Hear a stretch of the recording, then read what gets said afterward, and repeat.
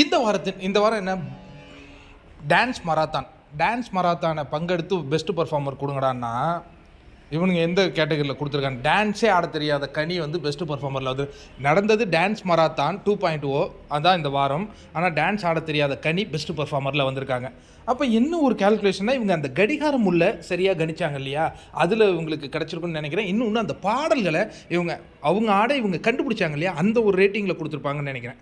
அதற்கு அடுத்ததாக இந்த வாரம் முழுவதும் சாண்ட்ரா இவங்க மேலே ஒரு மிகப்பெரிய குற்றச்சாட்டுகளை தொடர்ந்து வைத்து வண்ணம் இருந்தார்கள். அதுக்கு கூட ஹவுஸ்மேட்ஸ், ஏன்னா 13 பேரில் கிட்டத்தட்ட 8 பேர் பெஸ்ட் பர்ஃபார்மராக கனியை தான் சொல்லியிருக்காங்க அப்படிங்கிறத கவனிக்கணும். அதைத் தொடர்ந்து கமருதீன் பெஸ்ட் பர்ஃபார்மர் அவார்டில் அவரும் வராருங்க. 2 பேர் பெஸ்ட் பர்ஃபார்மர். இப்போ இவங்க தான் ஆல்ரெடியே தலை போட்டிக்கு போயிருக்காங்க, அதனால் இது உங்களுக்கு ஒரு ஆடட் அட்வான்டேஜ் கிடையாது. தலையாகிய வினோத் பெஸ்ட் பர்ஃபார்மரில் வந்ததுனால அவரும் இதில் பங்கெடுக்கலை. எனவே நம்ம வாழ்த்துக்களை தெரிவிப்போம் கமருதீன் அண்ட் கனி. கமருதீனுக்கு இன்றைய நாள் ரொம்ப சிறப்பான நாளாக அமையுத. அவர் வந்து கேப்டனாகவும் ஆகிறார், பெஸ்ட்டு பர்ஃபார்மராக. அப்படின்னா கமருதீன் என்ன பண்ணார்? நடனம் ஆடினார், அந்த டைம் மினிட்ஸில் நடந்து போனார். அது ரெண்டுமே அவர் ஸ்கோர் பண்ணியிருக்கார்.